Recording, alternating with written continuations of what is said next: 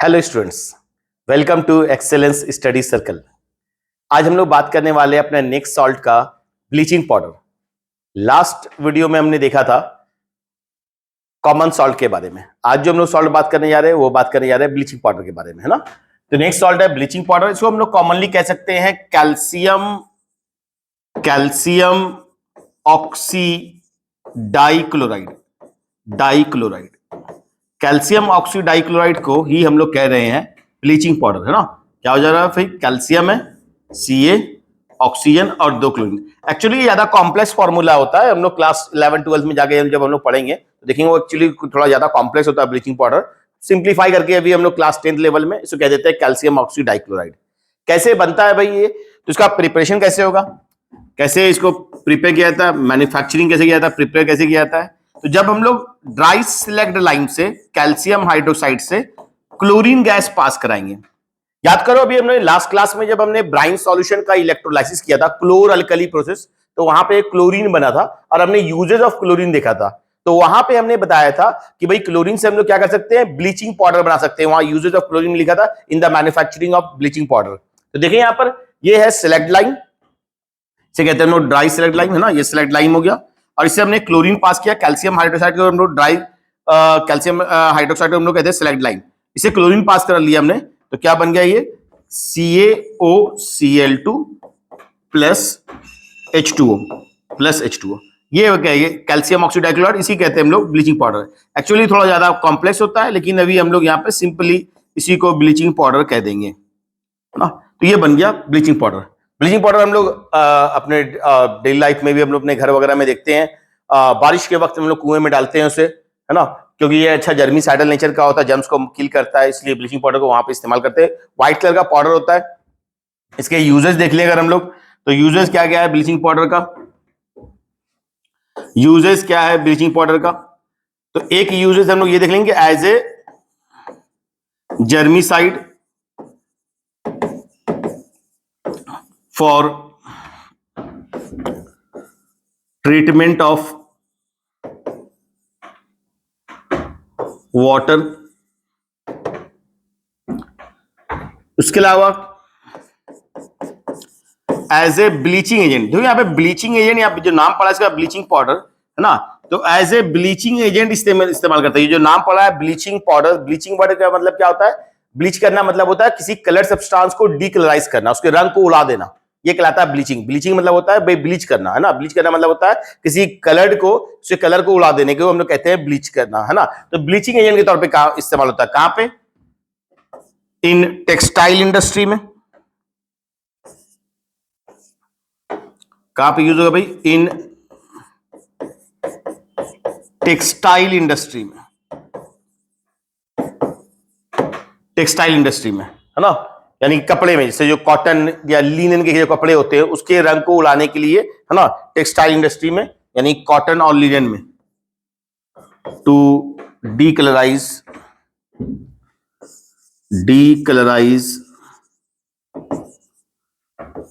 Cotton और linen के कपड़े हैं उसको डीकलराइज करने के लिए, उसके कलर को हल्का करने के लिए, उड़ाने के लिए।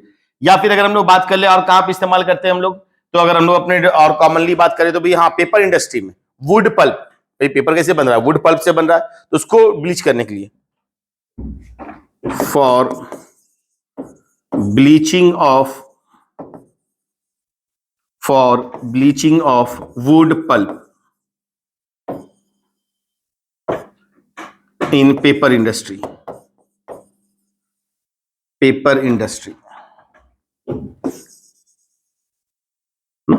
पेपर इंडस्ट्री में इसका इस्तेमाल कर रहे हैं, पेपर के फैक्ट्रीज में इस्तेमाल कर रहे हैं, है ना। वुड पल्प, लकड़ी के छाले के रंग को उड़ाने के लिए। क्लियर? क्योंकि ये ब्लीचिंग नाम ही पड़ा इसका, ब्लीचिंग पाउडर जो नाम पड़ा, ब्लीचिंग मतलब होता है ये डीकलराइज करना, रंग को उड़ाना। तो टेक्सटाइल इंडस्ट्री में, है ना, पेपर इंडस्ट्री में। उसके अलावा ये अच्छा ऑक्सीडाइजिंग एजेंट होता है, एज ए ऑक्सीडाइजिंग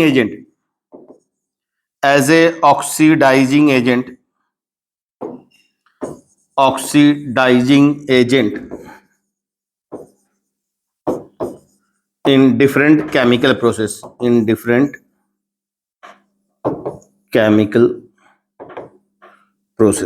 अलग अलग केमिकल प्रोसेस में एज ए ऑक्सीडाइज, किसी को ऑक्सीडाइज करना है, बोला था ना हमने रिडॉक्स रिएक्शन फर्स्ट चैप्टर में, ऑक्सीडाइज यानी किसी में ऑक्सीजन ऐड करना हुआ या उससे इलेक्ट्रॉन को रिमूव करना हुआ, तो ऑक्सीडेशन करने में काम आता है, किसी को ऑक्सीडाइज करने में काम आता है।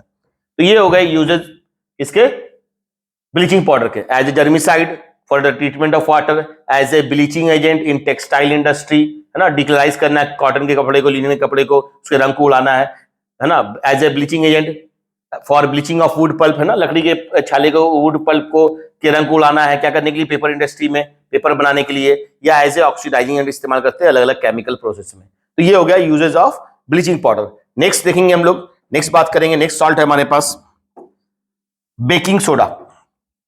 बेकिंग सोडा नेक्स्ट है बेकिंग सोडा। बेकिंग सोडा से नो बेकिंग सोडा क्या फॉर्मूला हो जाएगा इसका, NaHCO3, sodium hydrogen carbonate, sodium hydrogen carbonate, या हम लिख दें सोडियम बाई कार्बोनेट भी लिख सकते हैं, हाइड्रोजन कार्बोनेट कहते हो या बाई कार्बोनेट कहते हो, एक ही बात है। सोडियम हाइड्रोजन कार्बोनेट को ही हम लोग कहते हैं कॉमनली क्या, NaHCO3 को ही हम लोग क्या कहते हैं कॉमनली, बेकिंग सोडा कहते हैं। सोडियम हाइड्रोजन कार्बोनेट यानी कि NaHCO3 को ही हम लोग कॉमनली क्या कहते हैं, बेकिंग सोडा कहते हैं, है ना। क्लियर, नाम पड़ा क्यों बेकिंग सोडा, वो भी हम लोग बात करेंगे। पहले बनाते कैसे, प्रिपरेशन देख लेते हैं पहले, प्रिपरेशन कैसे करेंगे। तो प्रिपरेशन कैसे करेंगे इसका, जब सोडियम क्लोराइड के ब्राइन सॉल्यूशन से, याद है कल हमने लास्ट क्लास में बताया था ब्राइन सॉल्यूशन, है ना। तो ये है ब्राइन सॉल्यूशन यानी नमक और पानी का मिक्सचर को हम लोग कहते हैं ब्राइन सॉल्यूशन। तो ब्राइन सॉल्यूशन से जब हम अमोनिया गैस और carbon dioxide gas CO2 gas pass कराएंगे, क्लियर, तो क्या बन जाएगा, सोडियम हाइड्रोजन कार्बोनेट बन जाएगा, NaHCO3 बन जाएगा, है ना, NaHCO3 बन जाएगा प्लस अमोनियम क्लोराइड NH4Cl, ये बन गया मेरा सोडियम हाइड्रोजन कार्बोनेट। और यहां पे सोडियम हाइड्रोजन कार्बोनेट क्या हो जाएगा, एज ए प्रिसिपिटेट, क्योंकि कम घुलता है पानी में, ये प्रिसिपिटेट बनके नीचे बैठ जाएगा, क्लियर। इसे हम लोग सॉल्वेज प्रोसेस भी कहते हैं। अभी उतना जानना नहीं, वो 11th में हम लोग पढ़ते हैं डिटेल में कि सॉल्वेज प्रोसेस के बारे में बात करते हैं, नाम का प्रोसेस का नाम देते हैं। एनसीईआरटी में ये टर्म इस्तेमाल नहीं किया गया है सॉल्वेज प्रोसेस, जैसे ये पूरा जो प्रोसेस होता है बनाने का, इसका नाम है सॉल्वेज प्रोसेस, तो सॉल्वेज प्रोसेस वगैरह नाम नहीं दिया गया, सिंपली अभी यहाँ पे डायरेक्ट एक रिएक्शन दे दिया गया आपके एनसीईआरटी में, क्या कि सोडियम क्लोराइड है ना, और वाटर है, उससे हमने क्या किया, यानी कि ब्राइन सॉल्यूशन ले लिया, नमक का पानी का सॉल्यूशन ले लिया, कंसंट्रेटेड सॉल्यूशन ले लिया, ब्राइन सॉल्यूशन, उससे हमने अमोनिया और CO2 गैस पास कराया, तो सोडियम हाइड्रोजन कार्बोनेट बन गया मेरा बेकिंग सोडा। ये तो है बेकिंग सोडा, है ना, ये है मेरा बेकिंग सोडा, ठीक है। और ये बेकिंग सोडा कैसा होता है, ये व्हाइट क्रिस्टलाइन पाउडर होता है, व्हाइट क्रिस्टलाइन पाउडर होता है, क्लियर। अब ये इसका अगर हम लोग इसका यूजेस देख लिए, अगर हम लोग, है ना, कहाँ इस्तेमाल करते हैं सोडियम हाइड्रोजन कार्बोनेट के, इसके यूजेस इंपॉर्टेंट है, वो देख लिए हम लोग कहाँ इस्तेमाल करते हैं। तो पहले तो हम लोग बता दें, फिर से एक बार रिवाइज कर ले हम लोग, सोडियम बेकिंग सोडा है क्या, सोडियम हाइड्रोजन कार्बोनेट को कॉमनली कहते हैं हम लोग बेकिंग सोडा। हमारे घर में होता है खाने वाला सोडा, हम लोग मार्केट से लाते हैं, पकौड़ा वगैरह बनता है तो उसमें हम लोग थोड़ा सा बेसन में ये थोड़ा मिला करके उसको डालते, तो वो क्या पकौड़ा क्या होता है, अच्छे से स्वेल करता है, फूल जाता है ना। बहुत बार हम लोग घर में नहीं होता है sodium hydrogen carbonate, baking soda नहीं होता, तो इनो का भी इस्तेमाल कर लेते हैं। इनो का भी जो मेन कंपोनेंट है, मेन कॉन्स्टिट्यूएंट है, वो क्या है, इनो में जो इनो हम लोग एसिडिटी वगैरह के लिए इस्तेमाल करते हैं, उसमें भी सोडियम हाइड्रोजन कार्बोनेट होता है ना। तो एनीवे आगे बढ़ते हैं हम लोग, देखें क्या यूजेज है इसका। Usage as baking powder, baking powder के तौर पे, किसी तौर पे बेकिंग पाउडर के तौर पे, है ना। इधर क्या है भाई बेकिंग पाउडर, बेकिंग पाउडर है mixture of sodium hydrogen carbonate and edible acid, एक खाने वाला एसिड, एडिबल एसिड, जैसे टार्टेरिक एसिड ले लिए या सिट्रिक एसिड ले लिया फॉर एग्जांपल, एडिबल एसिड जैसे कि टार्टेरिक एसिड, टार्टेरिक या सिट्रिक एसिड, कोई भी एडिबल एसिड को ले लेंगे। इस मिक्सचर को हम लोग कहते हैं बेकिंग पाउडर। बेकिंग सोडा और बेकिंग पाउडर दो अलग अलग चीजें हैं। बेकिंग सोडा यानी कि sodium, purely sodium hydrogen carbonate, है ना, और बेकिंग पाउडर यानी कि ये दोनों का मिक्सचर। अब होता क्या है, पहले तो हम लोग पहले बताते हैं, अगर डायरेक्ट हम लोग बेकिंग सोडा इस्तेमाल करते हैं, तो जब बेकिंग सोडा को आप हीट करते हैं, NaHCO3 को आप हीट करते हैं, तो ये टूट जाता है sodium carbonate plus CO2 plus H2O में डिकम्पोज कर जाता है। जब आप बेकिंग सोडा को हीट करेंगे तो ये डिकम्पोज करेगा और बनाएगा क्या, sodium carbonate plus CO2 plus H2O। और यही CO2 के इवोल्यूशन की वजह से, इसी CO2 के इवोल्यूशन की वजह से जब ये CO2 बाहर आएगा तो वो जो आपका जो भी आप बेकरी प्रोडक्ट बना रहे हैं, केक बना रहे हैं, ब्रेड बना रहे हैं, वो फ्लफी हो जाएगा, फूल जाएगा, है ना, या पकौड़ा बना रहे हैं तो वो फ्लफी हो जाएगा। तो क्योंकि जब इसको हीट करते हैं ना बेकिंग सोडा को, तो वो क्या करता है, सोडियम कार्बोनेट बनाता है, CO2 बनाता है, वाटर बनाता है। दूसरा बात, सोडियम कार्बोनेट का जो एक्वस सॉल्यूशन होता है वो बेसिक भी होता है, उसके बारे में हम लोग थोड़ा सा बात करेंगे, इसके बारे में जब हम लोग बात करेंगे अभी इसका दूसरा यूज, तो वहां पर डिस्कस करेंगे हम लोग। सोडियम हाइड्रोजन कार्बोनेट को जब हम लोग हीट करते हैं तो ये देता है sodium carbonate plus carbon dioxide plus H2O। और जब ये CO2 का इवोल्यूशन होगा तो वो जो बेकरी प्रोडक्ट होंगे, है ना, ये वो जो केक होगा या जो बेकरी प्रोडक्ट होगा या फिर पकौड़ा होगा, तो वो स्वेल करेगा, फूल जाएगा, है ना, क्योंकि due to the evolution of CO2 बाहर निकलेगा, क्लियर, और इसके वजह से वो फ्लफी सॉफ्ट हो जाता है। देखिए हम लोग ब्रेड या केक जो होता है वो फ्लफी होता है, उसमें हम लोग डालते हैं बेकिंग सोडा या baking powder.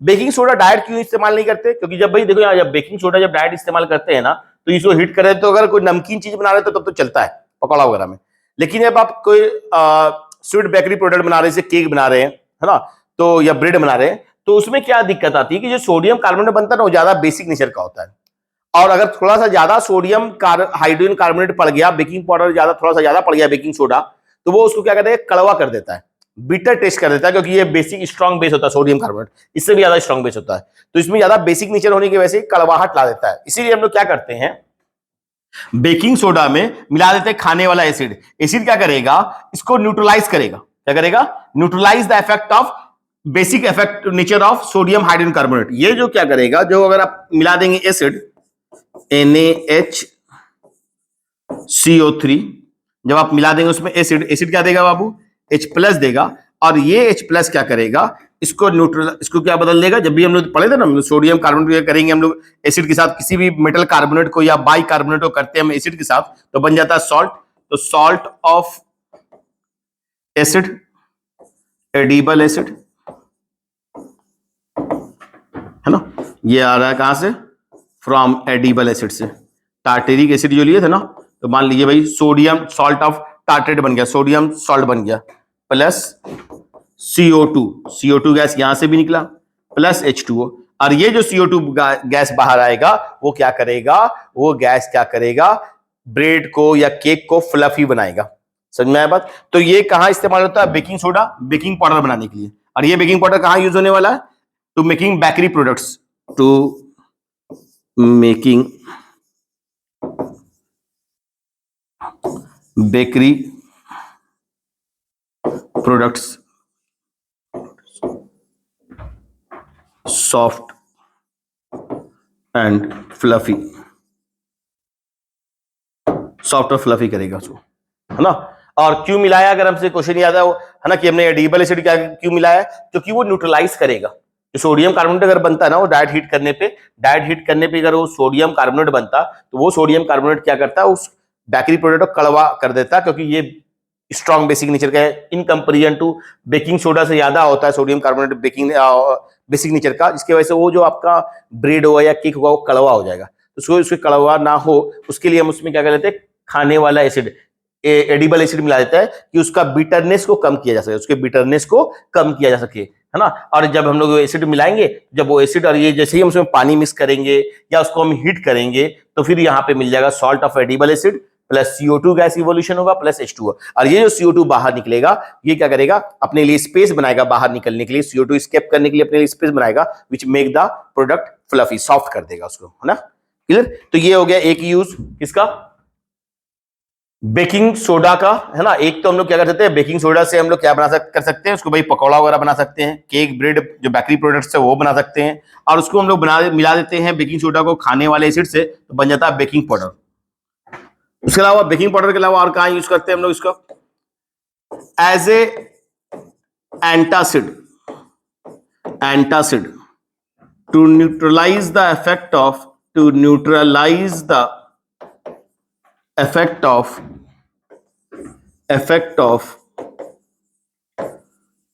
hyperacidity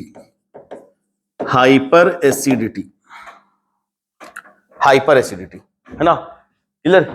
to neutralise the effect of hyperacidity. कभी कभी हम लोग देखते हैं ना एसिडिटी हो जाता है, ज्यादा मसाला वगैरह या ज्यादा प्रोटीन रिच फूड खाते हैं तो हमें एसिडिटी हो जाता है, खट्टे डकार आते हैं, तो उसके लिए हम लोग इनो वगैरह टीवी में देता है भाई ऐड है ना, इनो ऑन एसिडिटी गॉन, ठीक है। तो वो इनो में क्या होता है, यही होता है sodium hydrogen carbonate, baking soda. तो ये बेकिंग सोडा अगर घर में भी अगर मेरे खाने वाला सोडा है, थोड़ा सा पाउडर लेकर के 1 चम्मच 1.5 चम्मच हमने पानी में घोल के पी लिएंगे तो क्या होगा, वो मेरे एसिडिटी के इफेक्ट को न्यूट्रलाइज करेगा, है ना, वो एसिडिटी को खत्म करेगा, क्योंकि ये बेसिक नेचर का है ना। कैसा नेचर का है, बेसिक नेचर, ये बेसिक सॉल्ट है। कैसे बना होगा ये सोडियम हाइड्रोजन कार्बोनेट, याद करो लास्ट क्लास में हमने क्या देखा था कि जब किसी वीक एसिड को हम स्ट्रॉन्ग बेस से न्यूट्रलाइज करेंगे तो जो सॉल्ट बनेगा वो बेसिक नेचर का होगा, बेसिक सॉल्ट बनेगा, याद है। देखो तो यहाँ पे NaOH स्ट्रॉन्ग बेस था स्ट्रॉन्ग बेस, कार्बोनिक एसिड एक वीक एसिड था वीक एसिड। जब हमने स्ट्रॉन्ग बेस को वीक एसिड से मिलाकर सॉल्ट बनाया तो ये जो यही ना baking soda, sodium hydrogen carbonate, इसमें बेसिक नेचर होता है। कैसा नेचर है, बेसिक नेचर है। यानी इसका जो पीएच होगा एक्वस सॉल्यूशन में, इसका जो पीएच होगा वो मोर देन 7 होगा, पीएच जो होगा वो मोर देन 7 होगा। और मोर देन 7 पीएच है नहीं बेसिक नेचर का, तो ये न्यूट्रलाइज करेगा किसको, एसिडिक जो आपको हाइपर एसिडिटी हो गया, ज्यादा एक्सेस रिलीज हो गया आपके स्टमक में सीएल का, तो उसके इफेक्ट को न्यूट्रलाइज करेगा। इसलिए एज ए एंटासिड, जो एसिडिटी के ट्रीटमेंट के लिए जो मेडिसिन इस्तेमाल करते हैं उसे कहते हैं लोग एंटासिड, तो एज ए एंटासिड इस्तेमाल होता है, इसको यूज कर सकते हैं हम लोग, है ना, हाइपर एसिडिटी के ट्रीटमेंट के लिए। तो एक ये हो गया यूज। थर्ड यूज देख ले हम लोग, और कहां इस्तेमाल करते हैं हम लोग बेकिंग सोडा को, है ना। तो बेकिंग सोडा को हम लोग और कहां इस्तेमाल कर सकते हैं, इन सोडा एसिड फायर एक्सटिंग्विशर, इन सोडा एसिड फायर एक्सटिंग्विशर के तौर पर।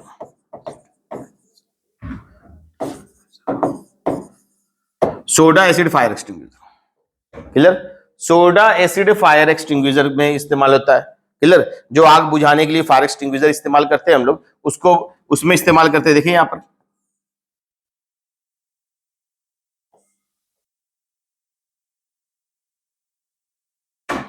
क्या होता है अरेंजमेंट, वो थोड़ा सा हम लोग एक रफ अरेंजमेंट हम लोग बनाते हैं सोडा एसिड फायर एक्सटिंग्विशर का।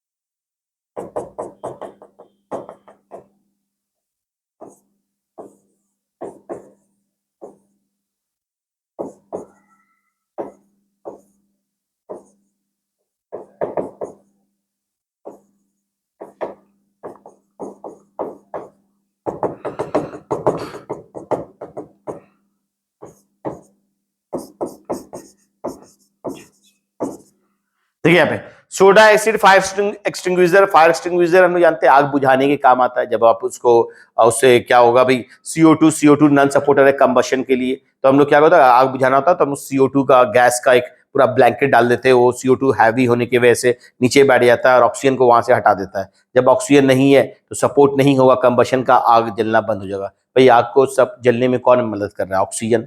अगर हम वहां से ऑक्सीजन हटा देंगे तो आग बुझ जाएगा ना। तो CO2 को हम लोग इस्तेमाल करते हैं आग को एक्सटिंग्विश करने के लिए, बुझाने के लिए। जब CO2, क्योंकि CO2 जो होता है हैवियर होता है ऑक्सीजन से, जब हम लोग CO2 का गैस अगर छिड़काव कर देंगे जहां पे आग लग जाएगा तो CO2 हैवी होने की वजह से वो बैठ जाएगा वहां से, और ऑक्सीजन हल्का होने की वजह से वहां से ऊपर चला जाएगा। वहां से ऑक्सीजन हट गया तो आग बुझ जाएगा। तो ऑक्सीजन को का जो सप्लाई है वो कट कर देते हैं हम लोग CO2 डाल करके। अब यहाँ देखो सोडा एसिड फायर एक्सटिंग्विशर में क्या होता है ना, हम लोग एसिड बेस में भी बताए थे हम लोग थोड़ा सा इसके बारे में। क्या किया था हम लोग, देखो यहाँ पर ये सोडियम हाइड्रोजन कार्बोनेट हमने पढ़ा था एसिड बेस में कि जब किसी एसिड को रिएक्ट कराओगे मेटल कार्बोनेट या बाई कार्बोनेट के साथ तो वो रिएक्शन करके बनाएगा सॉल्ट। तो ये बना देगा यहाँ पर salt, sodium sulphate plus CO2 carbon dioxide plus H2O, ये बन जाएगा बाबू, है ना। तो ये सोडियम सल्फेट बन गया और साथ में क्या निकला, CO2 गैस रिलीज हुआ। क्या रिलीज हुआ, 2CO2 गैस रिलीज हुआ। क्या रिलीज हो गया यहां पर, plus CO2 gas, 2 moles of CO2 gas release हुआ। और ये CO2 क्या करेगा, आग को बुझाएगा। इसमें होता है क्या, इस देखिए यहाँ पे अरेंजमेंट देखिए यहाँ पर, ये यहाँ पे हमने एक रफ डायग्राम बनाया सोडियम एसिड फायर एक्सटिंग्विशर का। हमने दिखाया यहाँ पे भाई इस नॉब से लगा हुआ एक ग्लास का ट्यूब सटा हुआ है, इसमें सल्फ्यूरिक एसिड भरा हुआ है। जैसे ही अगर हमको इसको यूज करना होगा, ये नॉब को हम स्ट्रांगली प्रेस करेंगे तो ये इस ग्लास ट्यूब को, जो कि रॉड से लगा हुआ था, ये ग्लास ट्यूब ब्रेक कर जाएगा। और जैसे ही ये ब्रेक करेगा, ये टूटेगा, सारा सल्फ्यूरिक एसिड गिर जाएगा नीचे वाले पार्ट पे। और नीचे वाले पार्ट में क्या पाउडर भरा हुआ है, सोडियम हाइड्रोजन कार्बोनेट का पाउडर भरा हुआ है।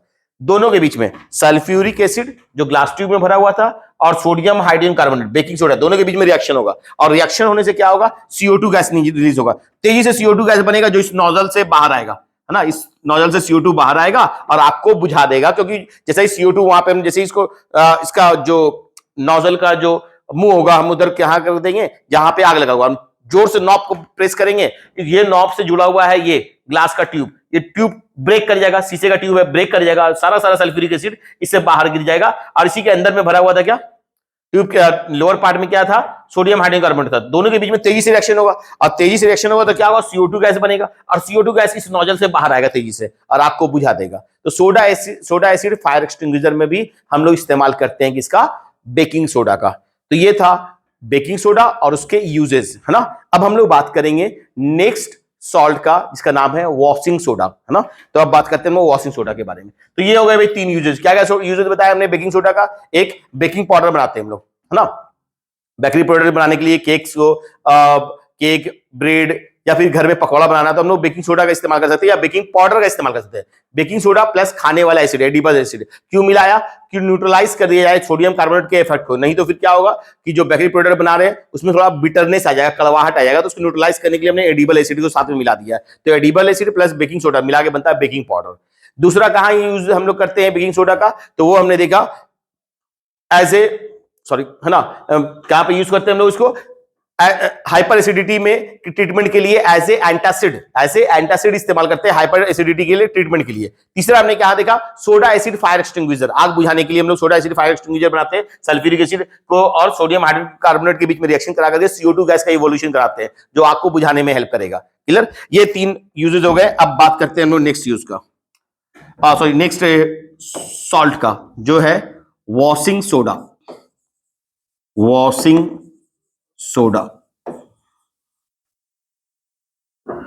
सोडा अगर हम इसका पूरा फॉर्मूला लिख दें, Na2CO3 10H2O, तो अगर हम इसका केमिकल नेम लिखे वॉशिंग सोडा का, तो क्या लिखेंगे फॉर्मूला से बताइए, सोडियम कार्बोनेट डेका स्टैंड कर रहा है 10 के लिए, 10H2 है ना यहाँ पे, Deka hydrate, 10 hydrate molecules H2O के मॉलिक्यूल्स, इसलिए कहते हैं हम लोग सोडियम कार्बोनेट डेका हाइड्रेट, है ना। सोडियम कार्बोनेट डेका हाइड्रेट, यानी क्या हो जाएगा फॉर्मूला, Na2CO3 10H2O। इसी को हम लोग कॉमनली कहते हैं वॉशिंग सोडा, इसी को हम लोग कहते हैं कॉमनली वॉशिंग सोडा। कैसे प्रिपेयर कर सकते हैं, वही काम करेंगे जैसे हमने किया था, इसको बेकिंग सोडा बनाया था पहले। तो पहले बेकिंग सोडा बना लेंगे, सोडियम ब्राइन सॉल्यूशन से, NaCl के सॉल्यूशन से CO2 और अमोनिया गैस पास कराएंगे। तो पास कराने से क्या बन गया था, NaHCO3 बना था। फिर इस NaHCO3 की जगह हमने जब हीट किया तो क्या हुआ था, ये डिकम्पोज कर गया था, क्या बना दिया, sodium carbonate plus H2O plus CO2, ये बन गया था सोडियम कार्बोनेट। अब इस सोडियम कार्बोनेट को हम लोग क्या करने वाले हैं, क्रिस्टलाइज करने। जब क्रिस्टलाइज करेंगे तो इससे 10 मॉलिक्यूल्स ऑफ वाटर कंबाइन करेंगे। जब इसे हम क्रिस्टलाइजेशन करेंगे, है ना, क्या करेंगे हम लोग, क्रिस्टलाइजेशन करेंगे, तो सॉलिडिफाई करेंगे, उसको जमाएंगे क्रिस्टल में तौर पे, तो ये 10 मॉलिक्यूल्स ऑफ वाटर के साथ कंबाइन कर लेगा और ये बन जाएगा मेरा वॉशिंग सोडा। वॉशिंग सोडा बन जाएगा। क्या होगा कि भाई ये जो हमने बेकिंग सोडा जिस तरीके से बनाया था ब्राइन सॉल्यूशन से अमोनिया और CO2 गैस को पास कराया, भी हमने जस्ट देखा था थोड़ी देर पहले, तो बना था ये सोडियम हाइड्रोजन कार्बोनेट। उसी सोडियम हाइड्रोजन कार्बोनेट को हीट कर देंगे तो मिल जाएगा हमको सोडियम कार्बोनेट, और उस सोडियम कार्बोनेट पे जाके हम लोग फिर उसको क्रिस्टलाइज करेंगे, और जब उसको क्रिस्टलाइजेशन यानी उसको जमाएंगे, क्रिस्टलाइज करेंगे, तो उसमें 10 मॉलिक्यूल्स ऑफ वाटर कंबाइन कर जाएगा और उसके कहलाएगा वॉशिंग सोडा, है ना, क्लियर। तो ये हो गया मेरा वॉशिंग सोडा। इस तरह से हम लोग वॉशिंग सोडा को प्रिपेयर करेंगे। अब इसका भी यूजेज देखना है, हमने हमें पढ़ना है इसका भी यूजेज, कैसे कैसे हम लोग इसका क्या क्या कहां पे इसका यूज कर सकते हैं। आइए देखते हैं यूजेस ऑफ वॉशिंग सोडा।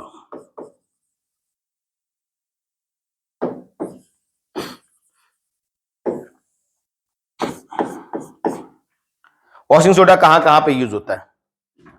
तो वॉशिंग सोडा एक यूज हो जाता है कहां पर भाई, इसका नाम पड़ रहा है वॉशिंग सोडा, तो as a laundry purpose, cleansing agent के तौर पे, as a cleansing agent, as a cleansing agent, साफ करने के लिए, कपड़े वगैरह को साफ करने के लिए, as a cleansing agent in laundry. और कहां यूज होता है? To remove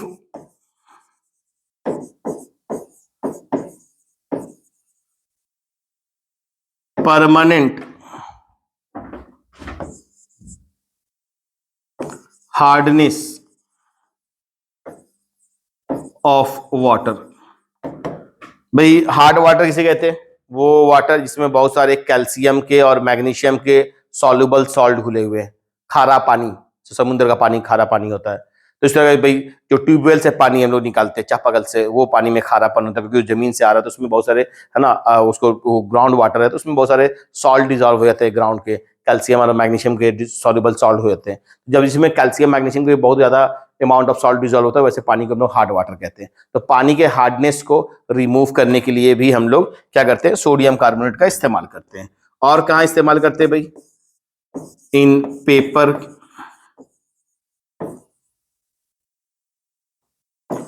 and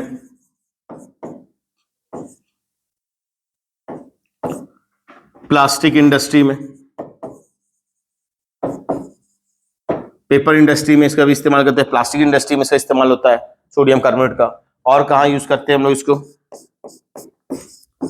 in soaps and detergent industry, soap में भी और डिटर्जेंट इंडस्ट्री में भी इसका इस्तेमाल होता है।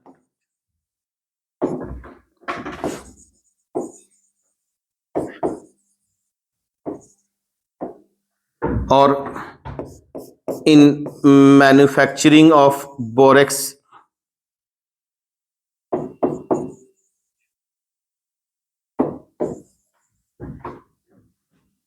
of substance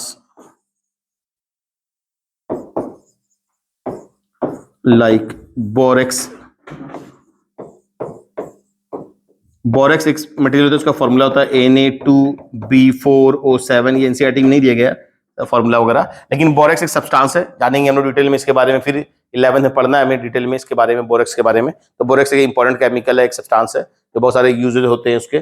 तो वो Na2B4O7, तो उसके उनके प्रिपरेशन के लिए भी हम लोग सोडियम कार्बोनेट का इस्तेमाल करते हैं, है ना। तो ये सारे वॉशिंग सोडा का इस्तेमाल करते हैं, ये सारे यूजेज हो गए वॉशिंग सोडा के, कोई दिक्कत है ना। एज ए क्लींजिंग एजेंट, भाई वो नाम ही पड़ा इसका वॉशिंग सोडा, कपड़े को धोने के लिए, तो लॉन्ड्री में इसका इस्तेमाल करते हैं या डोमेस्टिक पर्पस में इस्तेमाल करते हैं। वाटर के हार्डनेस को रिमूव करने के लिए पेपर इंडस्ट्री में, सोप इंडस्ट्री में, ग्लास इंडस्ट्री में, है ना। पेपर एंड प्लास्टिक इंडस्ट्री ने करके, सॉरी, इसको ग्लास इंडस्ट्री कर लेना, है ना। पेपर एंड ग्लास इंडस्ट्री में, पेपर एंड ग्लास इंडस्ट्री में, सोप और डिटर्जेंट इंडस्ट्री में इसका इस्तेमाल होता है। और बोरेक्स जैसे मटेरियल को प्रिपेयर करने के लिए, बनाने के लिए भी हम लोग इस्तेमाल करते हैं सोडियम कार्बोनेट का। तो ये हो गया भाई। नेक्स्ट लास्ट एक और सॉल्ट, अच्छा एक सॉल्ट और बाकी है, और वो है प्लास्टर ऑफ पेरिस। एक लास्ट सॉल्ट हम लोग देखेंगे, प्लास्टर ऑफ पेरिस।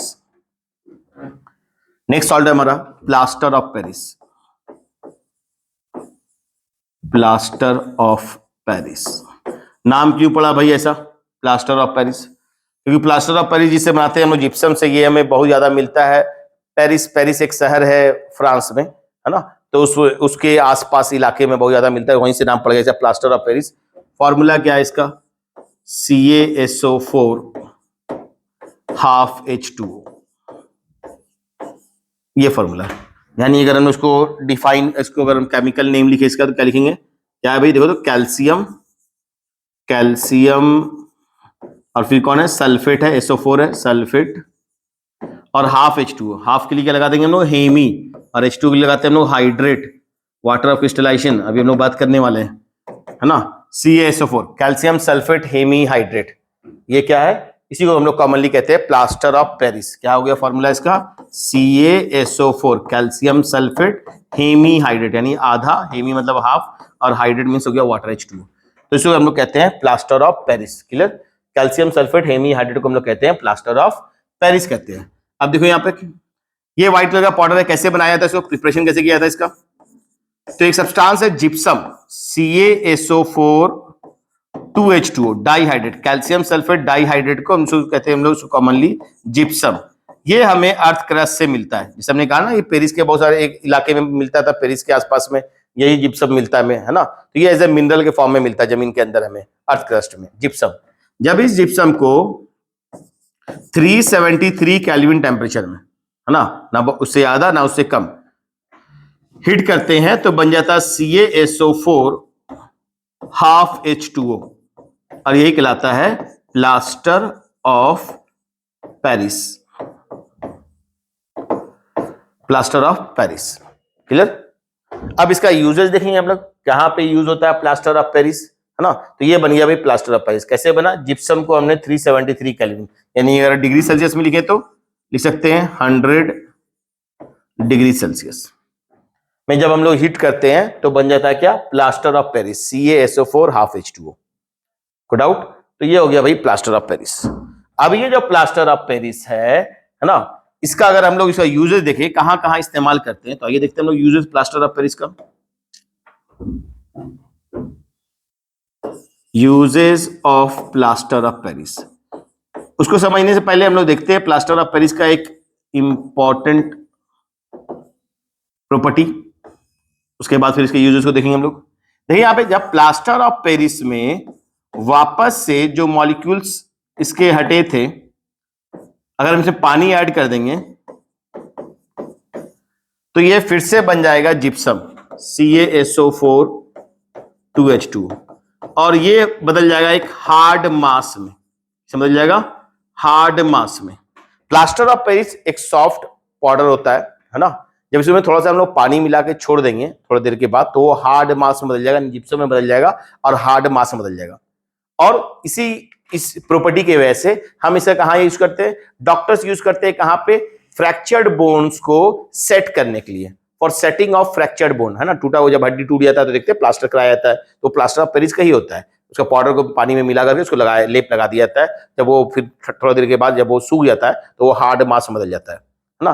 तो वो क्या होता है, वो जो इमोबिलाइज करने के लिए, यानी जो आपके जो फ्रैक्चर्ड बोन है वो मूव ना करे, उसको सेट करने के लिए क्या इस्तेमाल किया जाता है, प्लास्टर ऑफ पेरिस का इस्तेमाल किया जाता है। और कहाँ इस्तेमाल किया जाता है ना, टॉयज बनाने के लिए, डेकोरेटिव मटेरियल्स बनाने के लिए, सजाने का बहुत सारा आप लोग देखते हैं, फॉल सीलिंग करते हैं तो उसमें प्लास्टर ऑफ पेरिस का इस्तेमाल करते हैं। कोई वैस है ना, या फिर दूसरे डेकोरेटिव मटेरियल को हम लोग बनाते हैं प्लास्टर ऑफ पेरिस को, जिस या स्टैचू बनाना है जिस आकार में देंगे तो वो आकार थोड़ा ठंडा, वो जमने के बाद उस हार्ड मास में बदल जाएगा, स्टैचू में बदल जाएगा ना, तो वहां पे इस्तेमाल करते हैं। या फिर सरफेस को, वॉल को स्मूथ करने के लिए जो वॉल पुट्टी होती है, इसमें क्या होता है ना, स्मूथनिंग ऑफ द वॉल में, है ना, दीवार को स्मूथ करने के लिए, चिकना करने के लिए, प्लेन करने के लिए, स्मूथ करने के लिए हम लोग क्या करते हैं, plaster of Paris wall putty करवाते हैं, तो वो प्लास्टर ऑफ पेरिस ही होता है ना। तो कहाँ कहाँ इस्तेमाल होगा इसका, तो इसकी ये प्रॉपर्टी होने की वजह, जब इसमें आप वाटर करेंगे, इसमें मिलाएंगे तो ये हार्ड मास में बदल जाता है मॉइस्चर मिलने के बाद, और इसको यही प्रॉपर्टी को हम लोग कहते हैं क्या, इसकी वजह से हम इसका इस्तेमाल करते हैं। कहाँ इस्तेमाल करते हैं, टू,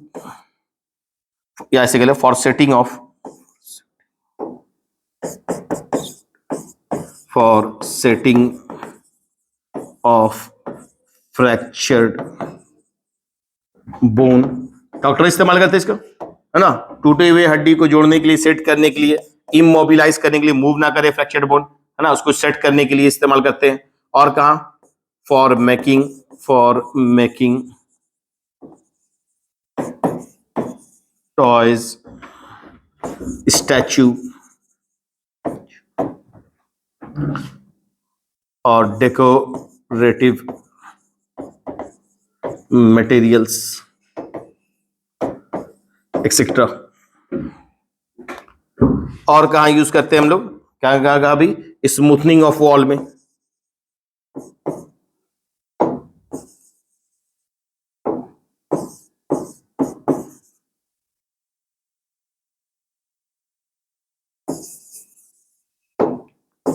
टू स्मूथ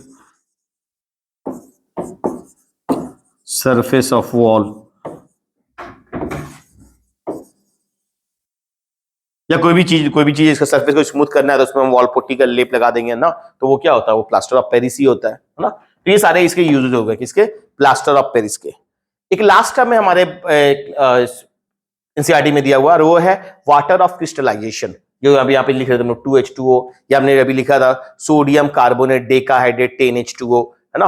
तो वो सब ये क्या है, ये वाटर ऑफ क्रिस्टलाइजेशन। जब कोई क्रिस्टलाइन सॉलिड बनता है तो उसमें सम मॉलिक्यूल ऑफ वाटर उसके फॉर्मूला यूनिट में के साथ जुड़ जाते हैं। जैसे भी सोडियम कार्बोनेट फॉर्मूला यूनिट क्या है, फॉर्मूला यूनिट क्या है, Na2CO3, तो उसमें क्या हो गया, 10 मॉलिक्यूल वाटर ऐड हो गया, तो that is the water of crystallisation. तो छोटा सा टर्म है वाटर ऑफ क्रिस्टलाइजेशन, वो पढ़ लेते हैं हम लोग। उसके बाद ये टॉपिक हम लोग, ये चैप्टर खत्म हो जाएगा। हम लोग नए चैप्टर फिर नए वीडियोस में बनाएंगे, है ना, कार्बन्स कंपाउंड वगैरह, और हम लोग दूसरे चैप्टर जो है वो हम लोग देखेंगे। पहले हम लोग बात करते हैं वाटर ऑफ क्रिस्टलाइजेशन, एक लास्ट टॉपिक है इसमें, इसी बेसिस सॉल्व ये चैप्टर हमारा एंड हो जाएगा।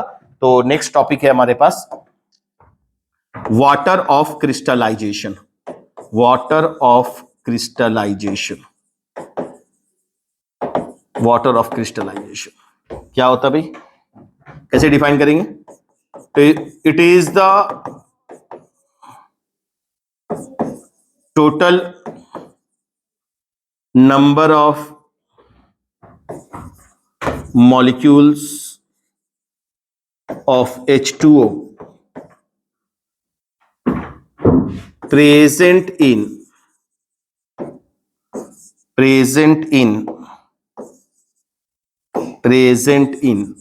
formula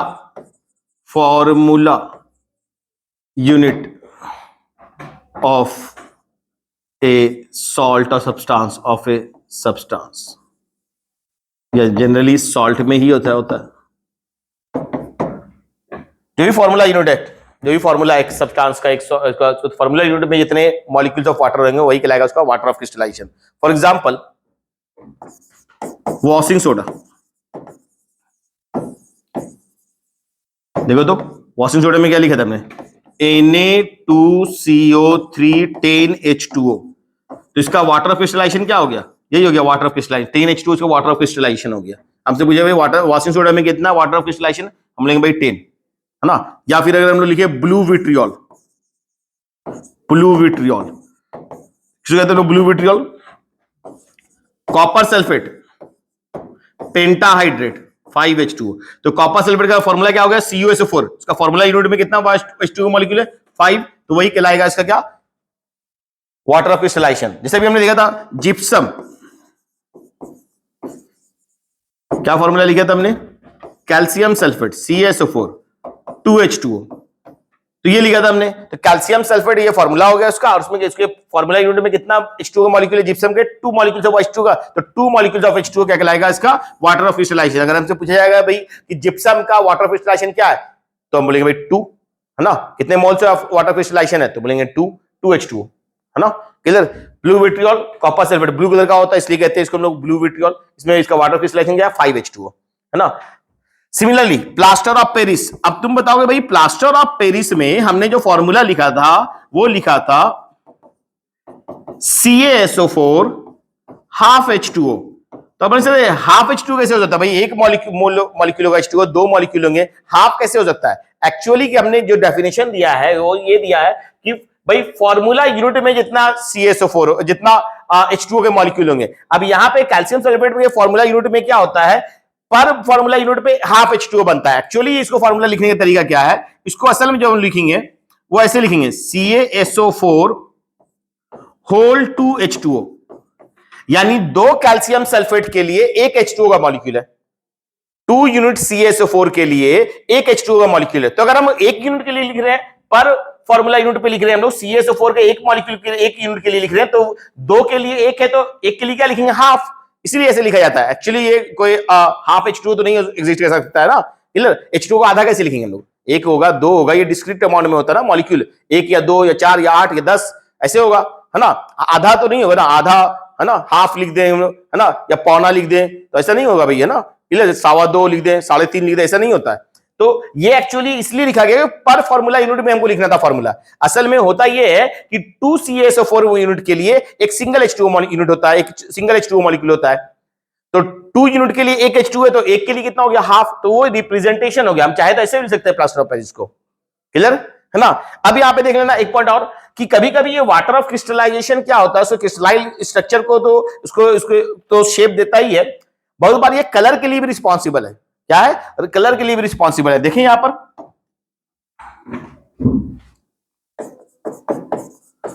water of crystallization is also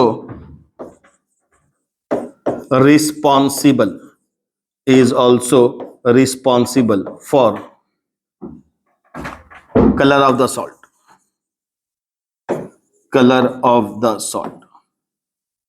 हाँ जी। देखिए यहां पे अभी हमने कहा था CuSO4 जो था और 5H2, इसका नाम दिया था ब्लू विट्रियोल, क्योंकि ये ब्लू कलर का होता है। अगर हम इसको स्ट्रांगली हीट कर दें, तो इसके जो 5 मॉलिक्यूल्स ऑफ वाटर है वो इवापोरेट कर जाएगा। ये 5H2 अलग हो गया इससे, और जब ये 5H2 अलग हो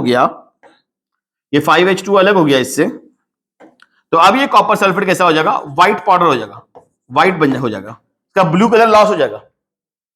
जब हमने CuSO4 को 5H2 यानी ब्लू विट्रियोल को हमने हीट किया, ये ब्लू कलर का था, हमने इसको हीट किया, तो इसके वाटर के जो मॉलिक्यूल थे, वाटर क्रिस्टलाइजेशन के जो मॉलिक्यूल थे वो इवापोरेट कर गए, तो वापस से क्या हो जाएगा, वो व्हाइट हो जाएगा। और फिर जैसे ही हम इसको इसमें 1-2 ड्रॉप या फिर मॉइस्चर से नमी, जो थोड़ा देर हम उसको नमी देंगे, तो जैसे ही ये वाटर के मॉलिक्यूल्स को वापस मिलेंगे, तो ये व्हाइट से, जब से इसको वाटर के मॉलिक्यूल्स वापस मिल जाएंगे, ये वापस से बन जाएगा, इसका वाटर ऑफ क्रिस्टलाइजेशन इसको वापस मिल जाएंगे, ये फिर से ब्लू हो जाएगा, है ना। हमारे स्कूल में भी ब्लू विट्रियोल होता है हमारे लैब में। अगर आप लैब में जाएंगे और उसको एक क्या करेंगे, एक टेस्ट ट्यूब में ले लें CuSO4 को, जो कि ब्लू कलर का होगा, और अगर आप इसको हीट करेंगे, है ना, अगर आप इसको हीट करेंगे किसी बर्नर में रख करके, तो क्या देखेंगे, ये जो ब्लू कलर था इसका, ये ब्लू कलर इसका लॉस हो जाएगा, ना, इसका ब्लू कलर लॉस हो जाएगा और वो व्हाइट हो जाएगा जैसे थोड़ा देर बाद हीट करने के बाद, क्योंकि उसके जो H2O के मॉलिक्यूल थे, वाटर ऑफ क्रिस्टलाइजेशन थे, वो इवापोरेट कर गए। और जैसे ही आप उससे 1-2 वापस, जब ये व्हाइट हो गया, तो उसे व्हाइट में जैसे ही 1-2 ड्रॉप वाटर का डालेंगे, तो फिर से देखेंगे क्या, वापस से ये क्या हो जा रहा है, ब्लू हो जा रहा है, क्लियर। ये सॉल्ट इसमें ड्राई ही रहेगा, ऐसा नहीं कि भीग जाएगा, है ना, ये सॉल्ट ड्राई होगा, या फिर इसको छोड़ दे नमी के पास, कहीं पे बारिश वगैरह हो रही है, थोड़ा सा नमी वहां रहने दे, धीरे धीरे वापस ये ब्लू हो जाएगा, क्योंकि जैसे ये वाटर के मॉलिक्यूल से कंबाइन करेंगे। इसका मतलब ये नहीं है कि भाई अगर किसी सॉलिड में वाटर ऑफ क्रिस्टलाइजेशन है तो वो सॉलिड भीगा हुआ होगा, भीगा हुआ नहीं, उसके क्रिस्टल के साथ कंबाइन है वो, है ना, वो ड्राई ही रहेगा, जो क्रिस्टल के साथ वो कंबाइन रहता है, क्लियर है ना। तो ये था भाई वाटर ऑफ क्रिस्टलाइजेशन, बहुत बार ये कलर के लिए भी रिस्पॉन्सिबल होता है। और इसी के साथ हमारा ये टॉपिक, ये चैप्टर खत्म होता है, एसिड बेसिस सॉल्ट। अब इसके बाद हम लोग बात करेंगे नेक्स्ट टॉपिक के बारे में, और वो होगा या तो हम लोग मेटल नॉन मेटल या तो फिर कार्बन कंपाउंड देखेंगे, है ना। ठीक है, थैंक यू।